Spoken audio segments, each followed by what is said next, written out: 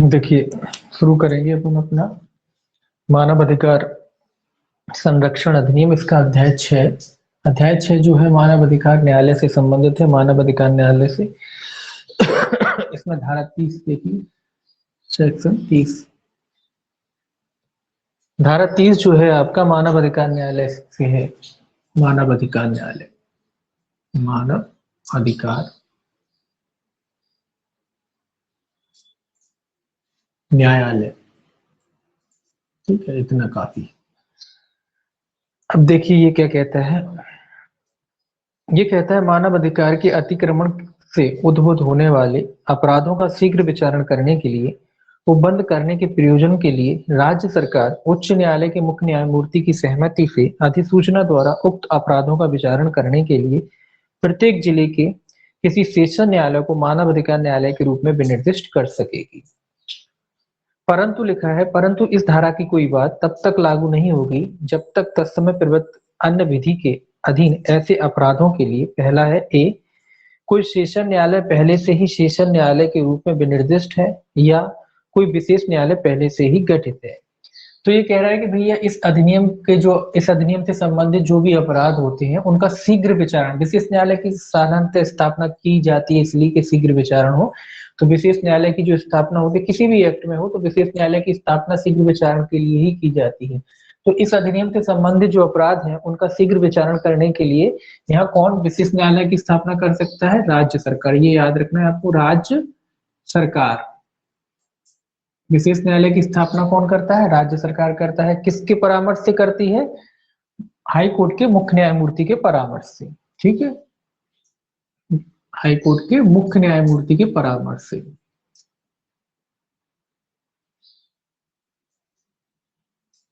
ठीक है, मुख्य न्यायमूर्ति के परामर्श से। ये याद रखना है आपको कि राज्य सरकार नियुक्ति करती है हाई कोर्ट के मुख्य न्यायमूर्ति के परामर्श से। कहाँ करती है? जिलों में, है ना, प्रत्येक जिले में, प्रत्येक जिले में या कह लीजिए जिला स्तर पर इनकी नियुक्ति की जाती है। मानव अधिकार न्यायालय की स्थापना प्रत्येक जिले में की जाएगी, है ना। और प्रत्येक जिले में की जाएगी। किस रैंक का जो मजिस्ट्रेट होगा या कह लीजिए न्यायालय होगा उसको बना जाएगा सेशन न्यायालय को, सेशन न्यायालय को, सेशन न्यायालय। ध्यान में रखें शब्द सेशन ही आएगा, अगर उसमें जिला न्यायालय भी लिखा है तो सही ऑप्शन सेशन न्यायालय ही होगा, क्योंकि आपराधिक है तो सेशन न्यायालय होगा, है ना। तो सेशन न्यायालय को ही क्या बनाया जाएगा? विशेष न्यायालय बनाया जाएगा। परंतु दो लिखे हैं कि भैया सेशन न्यायालय जो सेशन न्यायालय के रूप में मानव अधिकार न्यायालय के रूप में निर्दिष्ट किया जाएगा, मतलब सेशन न्यायालय को ही मानव विशेष न्यायालय के रूप में जो है मानव अधिकार न्यायालय के रूप में उसको प्राधिकृत कर दिया जाएगा और वही सेशन न्यायालय क्या समझा जाएगा? मानव अधिकार के मामले में विशेष न्यायालय समझा जाएगा। लेकिन अगर कोई न्यायालय सेशन न्यायालय पहले से स्थापित है या कोई विशेष न्यायालय के रूप में स्थापित है तो फिर स्थापना करने की आवश्यकता नहीं है। ये दो क्लॉज कहते हैं कि अगर पहले से ही स्थापित है कोई न्यायालय या कोई सेशन न्यायालय पहले से विशेष न्यायालय के रूप में काम कर रहा है मानव अधिकारों के रूप में, तो फिर अलग से कोई विशेष न्यायालय स्थापित करने की आवश्यकता नहीं है। ठीक है, तो इंपॉर्टेंट इसमें दो ही फैक्ट है, एक तो धारा इंपॉर्टेंट है, दूसरा ये कहता है राज्य सरकार स्थापना करती है, हाईकोर्ट के जो मुख्य न्यायमूर्ति है उसके परामर्श से प्रत्येक जिले में की जाती है इनकी स्थापना, और सेशन न्यायालय को ही विशेष न्यायालय के रूप में प्राधिकृत किया जाता है, या कह लीजिए सेशन न्यायालय को ही विशेष न्यायालय बनाया जाता है ना। बनाया क्या जाता है, उन्हीं को पावर दे दिए जाते हैं, फिर वो जब मानव अधिकार से संबंधित जो मामले आते हैं उसके मामले में वो विशेष न्यायालय की शक्तियों का प्रयोग करते हुए मामले का विचारण करते हैं। ठीक, इसके बाद सेक्शन, अब जब विशेष न्यायालय हो गया तो स्वाभाविक सी बात है कि भाई विशेष लोक अभियोजक की भी जरूरत पड़ेगी। तो 31 है विशेष लोक अभियोजक, 31 दोनों क्रम से लगे हों विशेष लोक अभियोजक।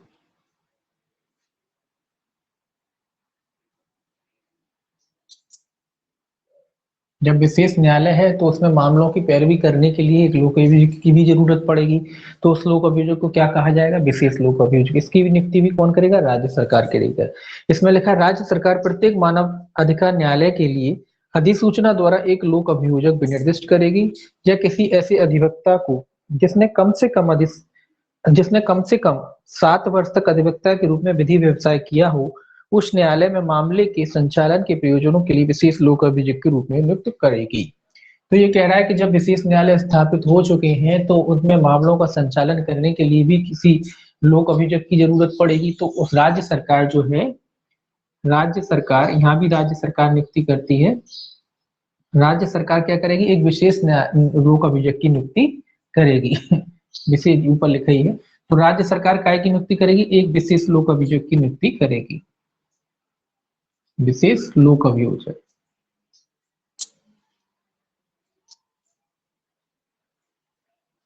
राज्य सरकार एक विशेष लोक अभियोजक की नियुक्ति करेगी, या फिर वकीलों में से ही किसी को विशेष लोक अभियोजक नियुक्त किया जा सकता है, लेकिन उसके लिए शर्त क्या है, 7 वर्ष का अनुभव हो, से विधि का अनुभव, विधि व्यवसायी रहा हो, 7 वर्ष का अधिवक्ता रहा हो, 7 वर्ष तक की उसकी प्रैक्टिस हो चुकी हो।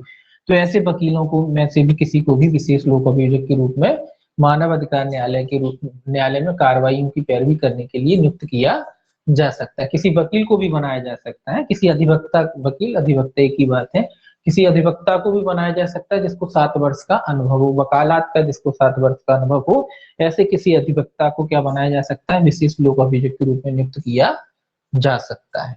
ठीक, ये दो इसके हैं। तो दोनों में नियुक्ति राज्य सरकार करती, 30 और 31 दोनों सेक्शन। ठीक, इसके बाद जो है 2 ही सेक्शन है इस चैप्टर में। इसके बाद जो है आपका अध्याय जो है 7 है, वित्त लेखा और संपरीक्षा से संबंधित। ठीक है,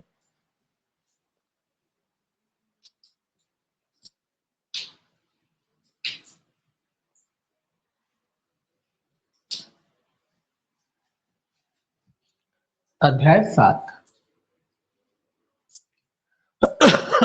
अध्याय जो 7 है आपका वित्त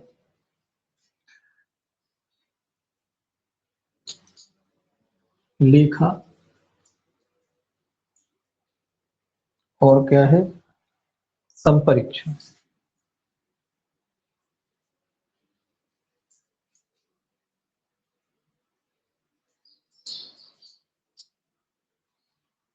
वित्त लेखा और संपरीक्षा से संबंधित है ये अध्याय 7। इसमें 32 सेक्शन से छूटता है, सेक्शन 32। देखिए, कोई भी संस्था जब बनाई जाती है तो उसको वित्त की भी आवश्यकता होती है ना, वित्त मतलब पैसों की भी आवश्यकता होती है। उसके जो डॉक्यूमेंट वगैरह होते हैं वो भी रखना पड़ते हैं, मैनेजमेंट करना पड़ता है, उसके बारे में है ये चैप्टर। देखिए, तो कोई भी संस्था बनाएंगे, कोई भी आप एजेंसी चलाते हैं तो उसके लिए वित्त की आवश्यकता ना पड़ती है ना, तो उसी से संबंधित जो अध्याय है ये कहता है केंद्र सरकार द्वारा अनुदान। सबसे पहले 32 है अनुदान। किसका अनुदान, केंद्र सरकार द्वारा, ये याद रखेंगे, केंद्र सरकार द्वारा अनुदान। 32 में किसके द्वारा अनुदान दिया जाएगा, केंद्र सरकार के द्वारा। कोई भी संस्था चलाएंगे तो पैसों की जरूरत पड़ेगी ना, तो 32 में केंद्र सरकार उसकी पूर्ति कर रही है। पहला है, देखिए पहला कहता है केंद्र सरकार संसद द्वारा इस निमित्त विधि द्वारा किए गए सम्यक विनियोग के पश्चात आयोग को अनुदानों के रूप में ऐसी धनराशियों का संदाय करेगी जो केंद्र सरकार इस अधिनियम के प्रयोजनों के लिए उपयोग किए जाने के लिए ठीक समझे।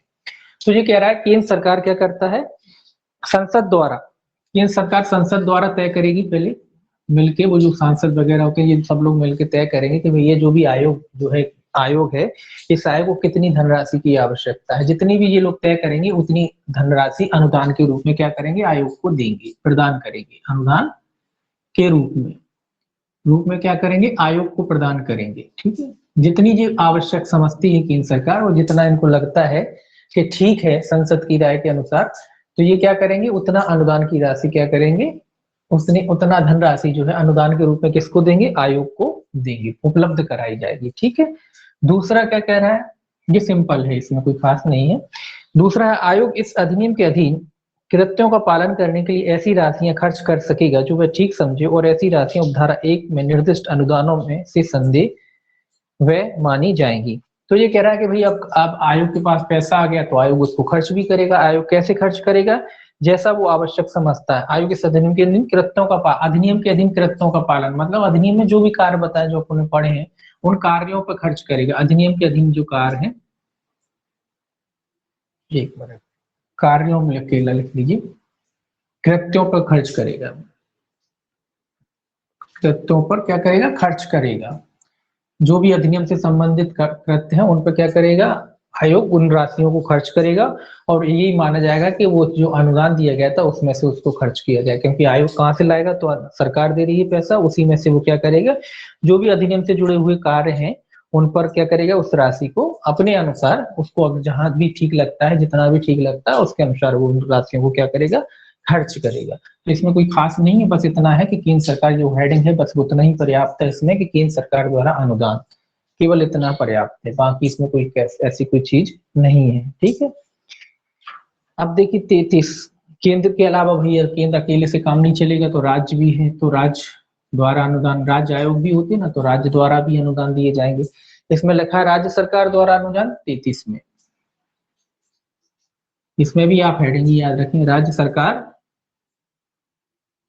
द्वारा अनुदान, 32 में केंद्र सरकार द्वारा और 33 में राज्य सरकार द्वारा। देखिए इसमें लिखा है पहला, इसमें लिखा है राज्य सरकार विधानमंडल द्वारा इस निमित्त विधि द्वारा की गए समग्र विनियोग के पश्चात राज्य आयोग के अनुदानों के रूप में ऐसी धनराशि का संदाय करेगी जो राज्य सरकार इस अधिनियम के प्रयोजनों के लिए उपयोग किए जाने के लिए ठीक समझे। ठीक है, तो ये क्या कह रहा है कि भी राज्य सरकार जो संसद के द्वारा विधि बनाकर, ये क्या है, राज्य विधानमंडल के द्वारा विधि बनाकर, राज्य विधानमंडल के द्वारा, विधानमंडल मंडल के द्वारा विधि बनाकर राज्य सरकार क्या करेगी, राज्य सरकार जितना भी आवश्यक समझती है विनियोग यानी सहायता विनियोग के पश्चात राज्य आयोग को अनुदान के रूप में, तो ये किसको, ये केंद्र के लिए देते हैं, ये किसके, राज्य आयोग के लिए, राज्य आयोग के लिए,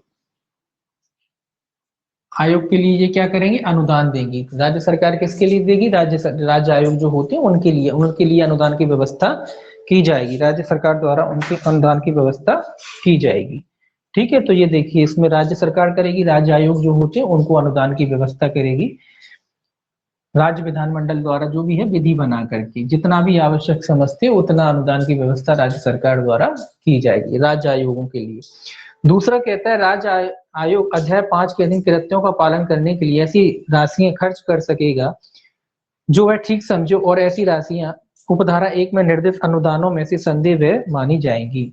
तो ये अब जब राज्य आयोग को भी पैसा मिल जाएगा तो राज्य आयोग भी अध्याय 5 के अधीन उनको क्या करेगा, जैसे भी जो स्वीकृत है उन पर क्या कर सकता है, खर्च कर सकता है, उन पर खर्च कर सकता है, और जैसे ही माना जाएगा कि वो उस अनुदान में से ही खर्च की गई है। अब आयोग अपने हिसाब से खर्च करेगा, जो स्वीकृत है उसको जहां आवश्यक लगता है उस हिसाब से वो क्या करेगा, राज्य आयोग उस राशि को खर्च करेगा, और यही माना जाएगा कि वो जो राज्य ने आयोग जो अनुदान दिया था उसी में से वो राशि को खर्च किया गया है।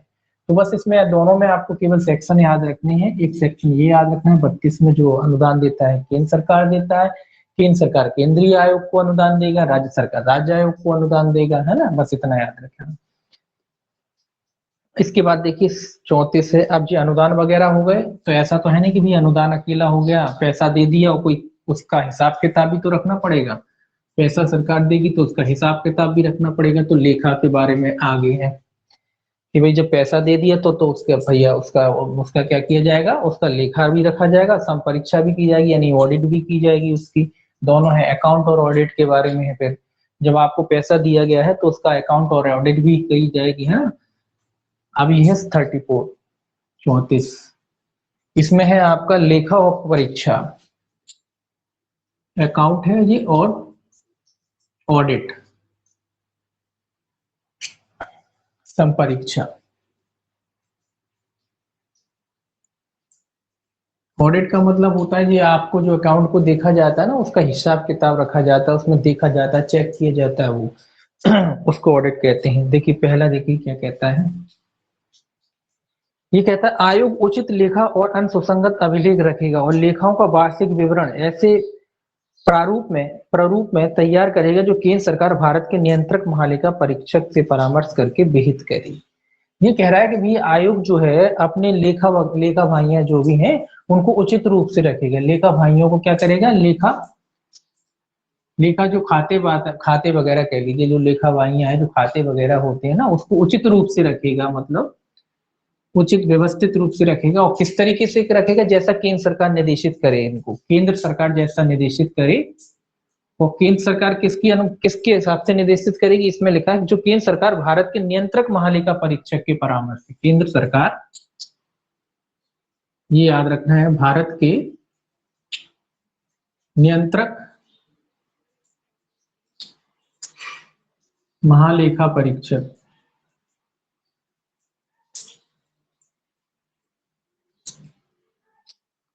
किसके परामर्श से निश्चित करे, केंद्र के नियंत्रक महालेखा परीक्षक के परामर्श से निश्चित करे।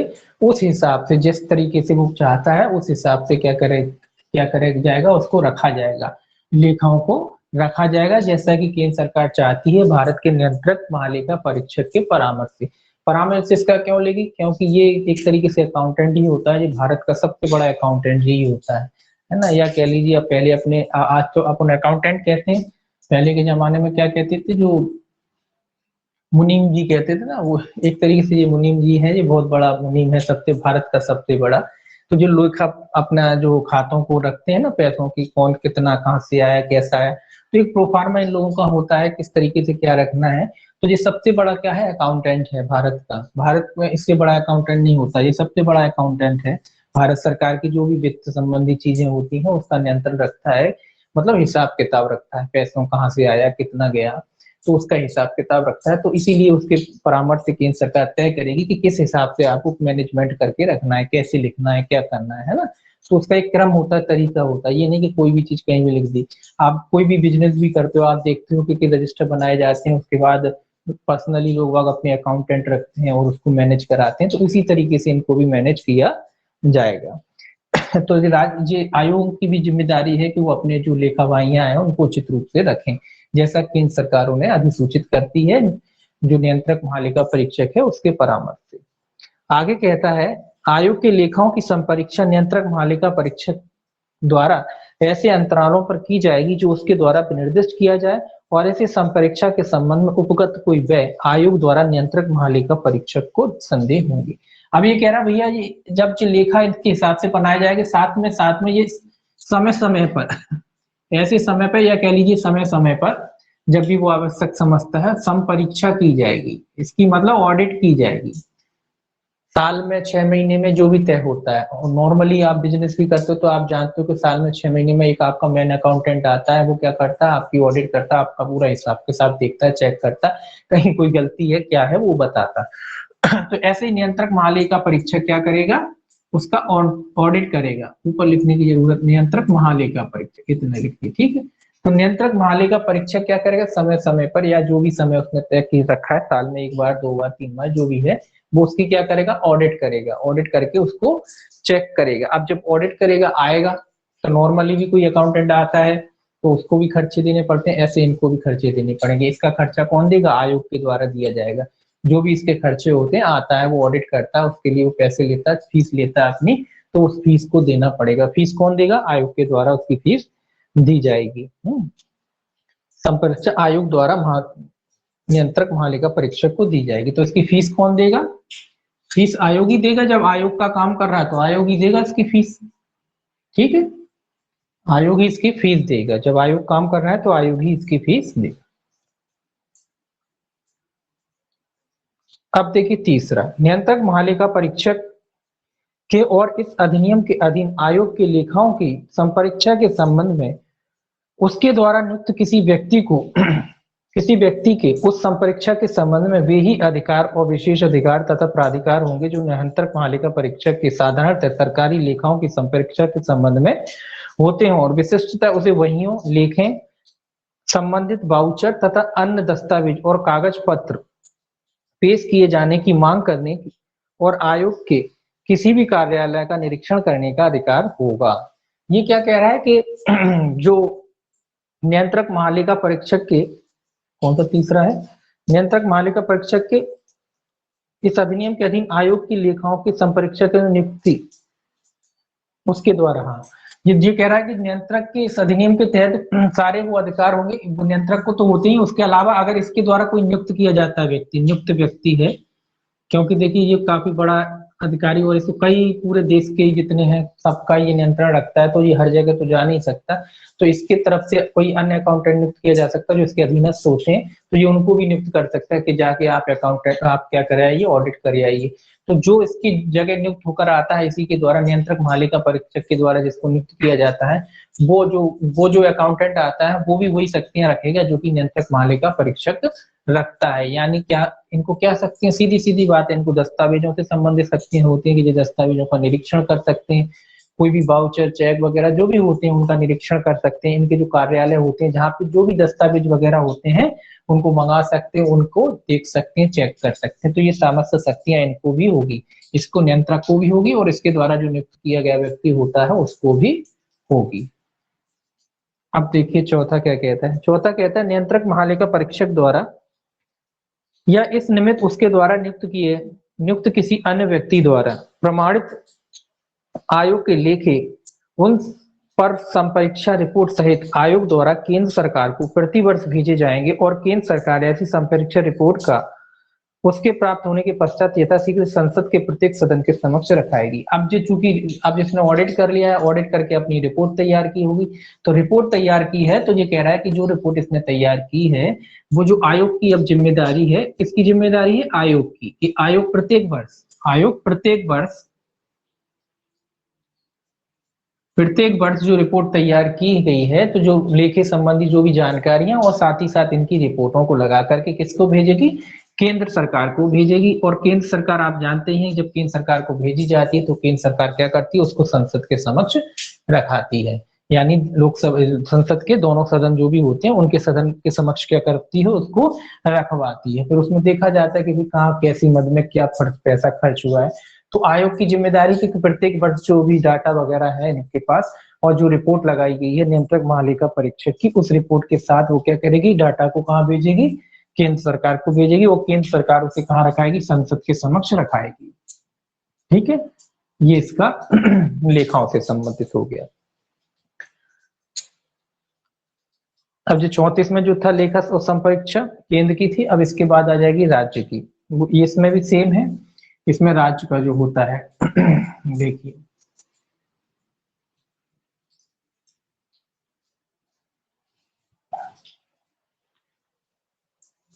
अब सेक्शन जो है 35 आपका 35 कहता है राज्य आयोग के लेखा और संपरीक्षा।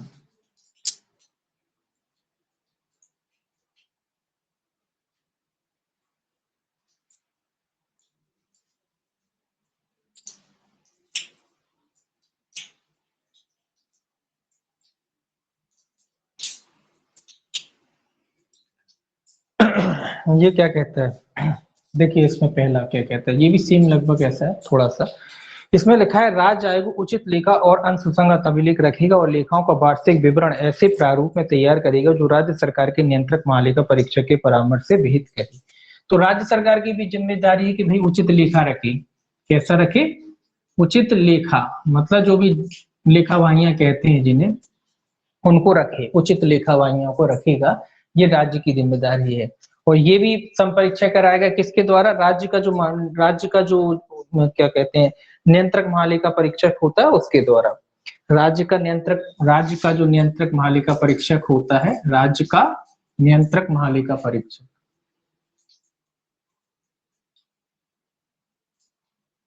महालेखा परीक्षक, तो ये भी अपनी जो लेखा वगैरह है किसके द्वारा तैयार करवाएंगे, राज्य का जो नियंत्रक महालेखा परीक्षक होता है उसके द्वारा जो अपनी लेखावाहियां को तैयार कराएंगे, डॉक्यूमेंट्स को तैयार कराएंगे।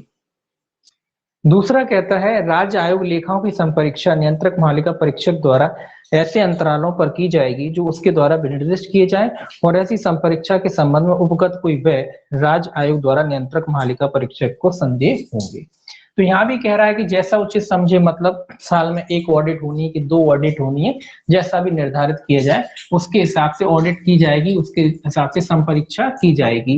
राज्य आयोग जो है संपरीक्षा कराएगा। संपरीक्षा का मतलब है ऑडिट कराई जाएगी, जैसा भी निर्धारित हो कि साल में एक करना है कि 2 बार करना है, मोस्टली 1 या 2 बार ही होती है, तो 1 या 2 बार जो भी ऑडिट होती है उस हिसाब से इसकी ऑडिट कराई जाएगी। और जो नियंत्रक महालेखा परीक्षा के खर्चा वगैरह जो भी होता है वो खर्चा कौन देगा? राज्य आयोग के द्वारा दिया जाएगा।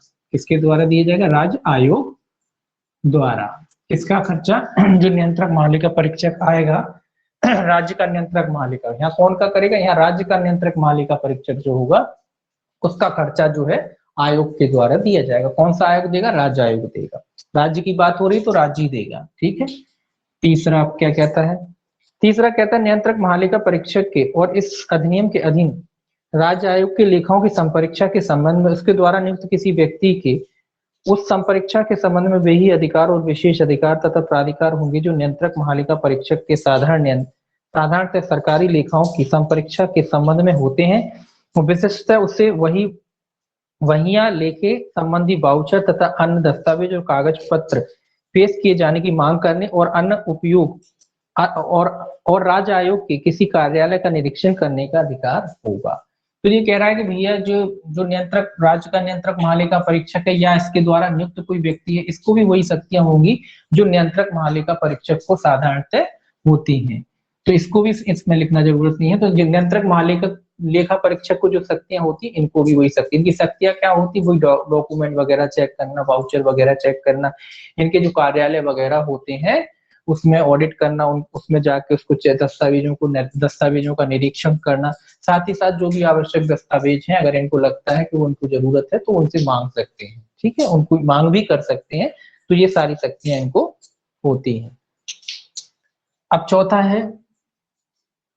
चौथा रिपोर्ट के बारे में हुआ। नियंत्रक महालेखा परीक्षक द्वारा या इस निमित्त उसके द्वारा नियुक्त किसी अन्य व्यक्ति द्वारा प्रमाणित राज्य आयोग के लेखे और उस संपरीक्षा रिपोर्ट सहित राज्य आयोग द्वारा राज्य सरकार को प्रति वर्ष भेजे जाएंगे और राज्य सरकार ऐसी संपरीक्षा रिपोर्ट को उसके प्राप्त होने के पश्चात यथाशीघ्र राज्य विधानमंडल के समक्ष रखाई। जैसे केंद्र में था वैसा ही यहाँ है कि जो इनकी रिपोर्टें तैयार होंगी, ऑडिट की रिपोर्टें जो तैयार होंगी, या कह लीजिए अकाउंट जो होगा इनका तैयार, वो अकाउंट की जो रिपोर्ट तैयार होगी, साथ इसमें जो नियंत्रक महालेखा परीक्षक है उसकी जो टीप लगी होगी, उस टीप या कह लीजिए जो रिपोर्ट लगी होगी उस रिपोर्ट सहित के क्या जो प्रतिवर्ष यानी हर साल प्रति वर्ष वो रिपोर्ट किसको भेजी जाएगी? राज्य सरकार को भेजी जाएगी और राज्य सरकार उस रिपोर्ट को क्या करेगा?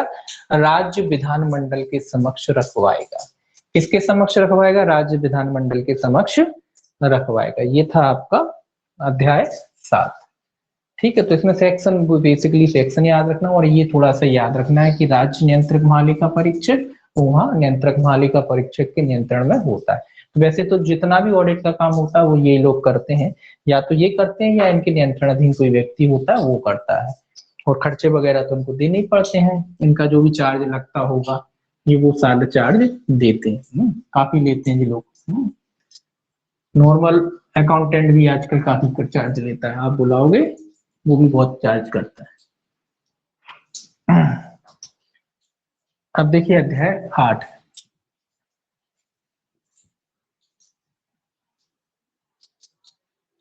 अध्याय 8 आपका लास्ट है। प्रकीर्ण में लगभग कुछ होता नहीं है, बचा कुचा जो आपका है वो इसमें प्रकीर्ण में। देखिए 36 है सेक्शन 36। सेक्शन 36 कहता है आयोग की अधिकारिता के अधीन न आने वाले विषय। कुछ ऐसे विषय हैं जो आयोग की अधिकारिता के अंतर्गत नहीं आते, वो बताए गए 36 में। ये कहता है आयोग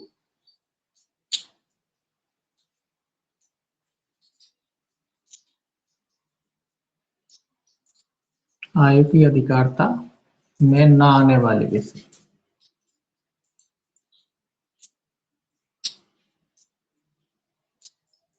विषय। अब देखिए कौन से विषय हैं जो आयोग की अधिकारिता में नहीं आते। केवल 2 क्लॉज दे रखे हैं। पहला क्लॉज क्या कहता है? पहला क्लॉज कहता है आयोग किसी ऐसे विषय की जांच नहीं करेगा जो तत्समय प्रबद्ध किसी विधि के अधीन सम्यक रूप से गठित किसी राज्य आयोग या किसी अन्य आयोग के समक्ष लंबित है।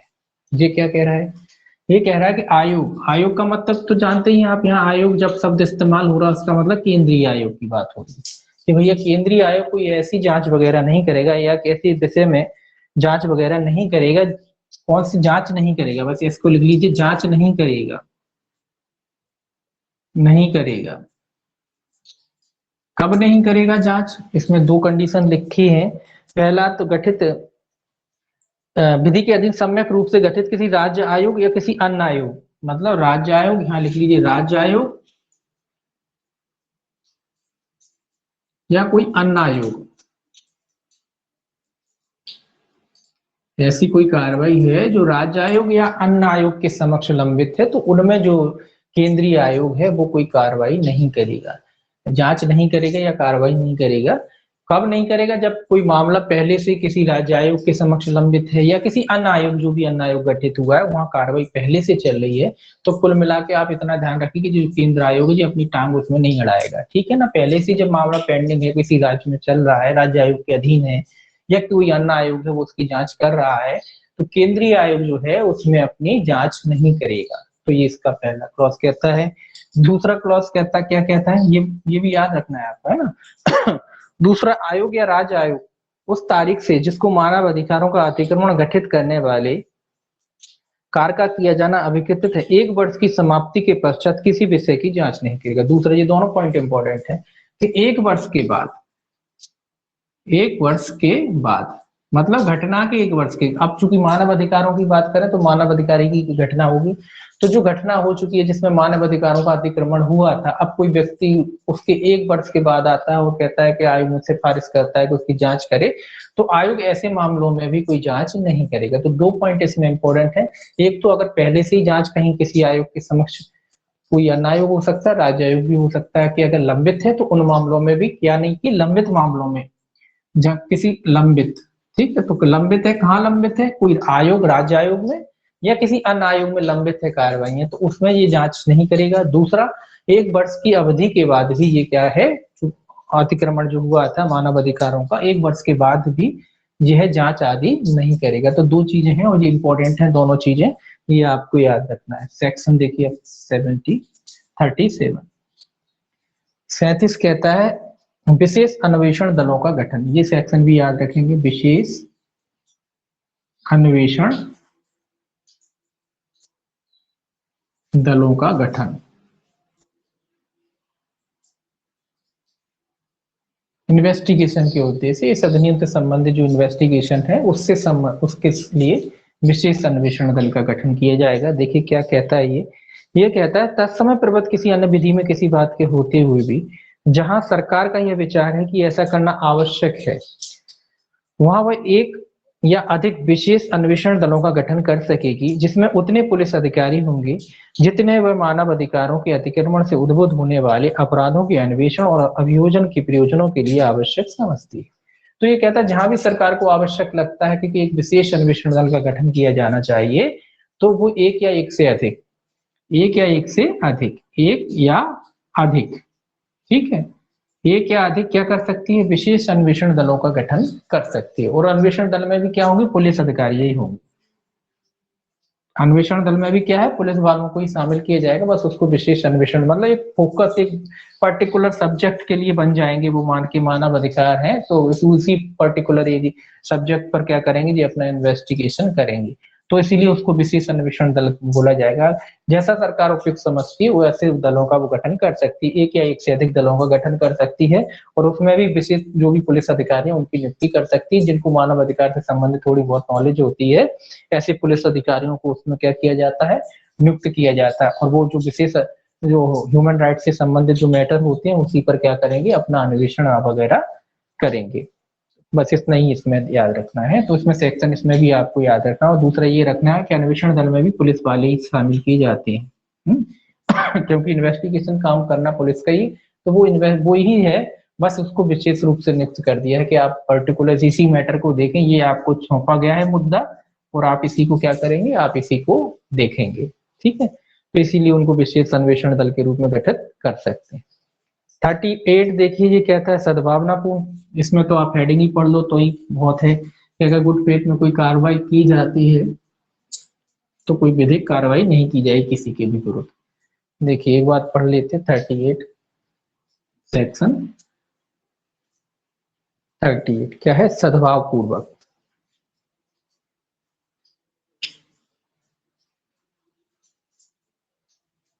सद्भाव पूर्वक है ये की गई कार्रवाई के लिए संरक्षण। इसको एक बार पढ़ लेते हैं, बाकी इसमें कुछ नहीं है, ये तो सब में सेम ही रहता है। ये कह रहा है इस अधिनियम या इसके अधीन बनाए गए या किसी नियम या किसी आदेश के अनुसरण में सद्भावना पूर्वक की गई या की जाने के लिए आश्रित किसी बात के बारे में अथवा किसी रिपोर्ट, कागज पत्र या कार्रवाई के केंद्र सरकार या राज्य सरकार के आयोग या राज्य आयोग के प्राधिकारियों द्वारा या उसके अधीन किसी प्रकाशन के बारे में कोई भी वाद या अन्य विधिक कार्रवाई केंद्र सरकार, राज्य सरकार, आयोग, राज्य आयोग या उसके किसी सदस्य, केंद्र सरकार, राज्य सरकार, आयोग या राज्य आयोग के निर्देशाधीन कार्य करने वाले किसी व्यक्ति के विरुद्ध नहीं की जाएगी। तो कौन कौन के विरुद्ध? जो भी ना तो केंद्र सरकार के विरुद्ध कोई कार्रवाई की जाएगी अगर गुड फेथ में कोई काम किया है, ना केंद्र सरकार के खिलाफ कोई कार्रवाई की जाएगी, ना आयोगों के खिलाफ, चाहे वो केंद्रीय आयोग हो चाहे राज्य आयोग। साथ ही साथ इनके कर्मचारी, अधिकारी वगैरह जो होते हैं या इनके निर्देशाधीन जो व्यक्ति कार्य करते हैं उनके खिलाफ भी कोई कार्रवाई नहीं की जाएगी अगर गुड फेथ में उन्होंने कोई काम किया है तो। बस इतना ही याद रखें, इसमें और कुछ याद नहीं रखना। अब देखिए 39 ये कहता है सदस्यों और अधिकारियों का लोक सेवक होना। ये क्या समझे जाएंगे? लोक सेवक, लोक सेवक। इसमें भी हेडिंग याद रखना। सदस्य वगैरह जो होते हैं इसको भी पढ़ लेंगे थोड़ा सा। ये कहता है आयोग या राज्य आयोग का प्रत्येक सदस्य इस अधिनियम के अधीन कृत्यों का प्रयोग करने के लिए आयोग या राज्य आयोग द्वारा नियुक्त या प्राधिकृत प्रत्येक अधिकारी। भारतीय दंड संहिता की धारा 21 के अंतर्गत क्या समझा जाएगा? लोक सेवक। तो जो आयोग मतलब दोनों के आयोगों की बात कर रहे हैं हम यहाँ, चाहे केंद्रीय आयोग हो चाहे राज्य आयोग हो, इसके कर्मचारी, अधिकारी वगैरह जो भी हैं जिनकी नियुक्ति की जाती है वो धारा आईपीसी की धारा 21 के तहत क्या समझे जाएंगे? लोक सेवक समझे जाएंगे, पब्लिक सर्वेंट समझे जाएंगे। तो इसमें भी आपको सेक्शन ही याद रखना है। 40 कहता है नियम बनाने की केंद्र सरकार की शक्ति। ये याद रखेंगे, नियम बनाने की, दोनों को है, नियम बनाने की केंद्र सरकार की शक्ति। किसकी शक्ति? केंद्र सरकार। तो इसमें हेडिंग याद रखना है कि केंद्र सरकार नियम कहाँ बनाती है। कौन सा सेक्शन है? 40। नियम बनाने की शक्ति केंद्र सरकार की कहाँ दी गई है? 40 में दी गई है। तो इसमें भी आप इसमें पढ़ने की जरूरत नहीं है। इसमें लिखा है पहला, केंद्र सरकार इस अधिनियम के उपबंधों को कार्यान्वित करने के लिए अधिसूचना द्वारा नियम बना सकते हो। नीचे वो नियम दे रखे हैं कौन कौन से, सीधी सी बात है, इसको पढ़ना ही नहीं है कि केंद्र सरकार नियम बना सकती है। जो केंद्र से संबंधित जो भी नियम होते हैं, जैसे इसमें लिखा है धारा 8 है, जो अध्यक्ष वगैरह उनकी केंद्रीय आयोग की नियुक्ति वगैरह की जाती है, उसके संबंध में ये सारे नियम कौन बनाएगा? केंद्र सरकार बनाएगी। और नियम बनाने के बाद जो संसद के विधानमंडल के समक्ष रखा जाता है वही बात इसमें है। तो इसमें केवल इसमें भी सेक्शन ही याद रखना। इसके बाद 40A, 40A ध्यान से रखना है, याद आपको बिल्कुल ही, ठीक है। भूतलक्षी रूप से नियम बनाने की शक्ति, इसमें भी हेडिंग रखना है भूतलक्षी। देखिए नियम बनाए जाते हैं और भूतलक्षी रूप से भी नियम बनाए जा सकते हैं। भूतलक्षी रूप से नियम बनाने की शक्ति, नियम बनाने किसकी शक्ति? केंद्रीय सरकार की। केंद्र सरकार चाहे तो उन नियमों को भूतलक्षी प्रभाव से भी बना सकती है कि भैया ये भूतलक्षी रूप से अब लागू होंगे। तो केंद्र सरकार चाहे तो भूतलक्षी रूप से भी नियमों को बना सकती। ये कहाँ दे रखा है? ये 40A में दे रखा है। ये इंपॉर्टेंट है ये आपका, ठीक है। तो याद रखना है इस सेक्शन को। इसके बाद है सेक्शन 40B। इसमें सेक्शन ही सेक्शन लिखा रहा हूं, उसमें पढ़ना नहीं है आपको ना। 40B कहता है आयोग की विनियमन बनाने की शक्ति। जी आयोग की है, आयोग की विनियमन मतलब आयोग की जो प्रक्रिया के बारे में, जो उनकी डेली की जो प्रक्रिया होती है, विनियमन होते हैं, उनके बारे में नियम आयोग खुद बना सकता है कि भाई कैसे कौन सा विनियमन मतलब होता है कार्यालय में कब आएंगे, कब जाएंगे, कौन अधिकारी क्या काम करेगा, वो विनियमन होते हैं, रेगुलेशंस होते हैं। रेगुलेशंस कौन बना सकता है? आयोग खुद बना सकता है अपना।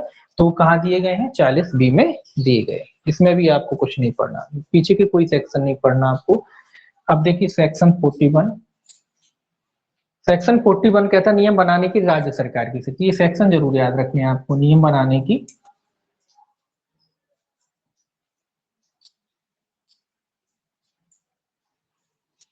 किसकी शक्ति है? राज्य सरकार की, राज्य सरकार की।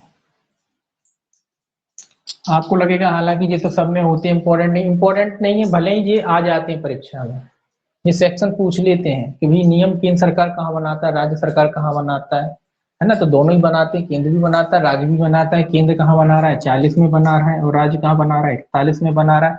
भूतलक्षी रूप से केंद्र कहाँ बना रहा है, 40A में बना रहा है।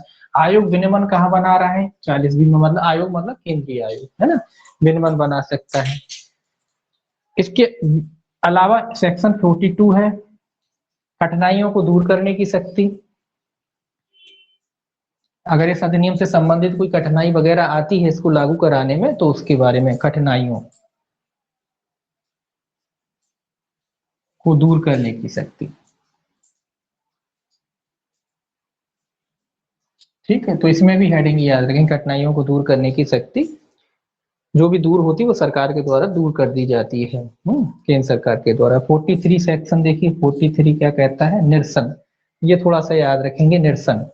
निरसन हमेशा याद रखो कि भाई निरसन किया गया है तो किस अधिनियम को निरसित किया गया, इस अधिनियम से पहले कौन सा अधिनियम था जिसको निरसित किया गया, समाप्त किया गया। कभी कभी उससे क्वेश्चन बन ही जाता है। तो ये लिखा है मानव अधिकार संरक्षण अध्यादेश 1993, ये याद रखना है। मानव अधिकार संरक्षण अध्यादेश, कौन सा अध्यादेश था, 1993। इसको क्या किया गया है, इसको समाप्त किया गया है धारा 43 के तहत।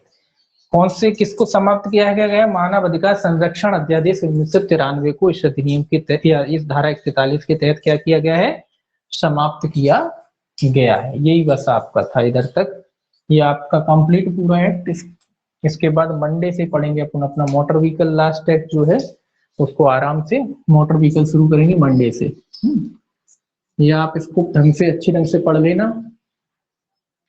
आपका जो टेस्ट लेंगे, जो मोक टेस्ट क्या कहते हैं, जो फ्री वाले ग्रुप में जो लेंगे उसमें इसके भी डालूंगा मैं क्वेश्चन, है ना, 4-5 क्वेश्चन इसके भी डालेंगे, तो इसको अच्छे ढंग से पढ़ लेना। 4-5 क्वेश्चन इसके भी मिलेंगे आपको। कितने नंबर का होगा सर टेस्ट? आपको मिलेंगे, तो पढ़ लेना आप अच्छे ढंग से। बाकी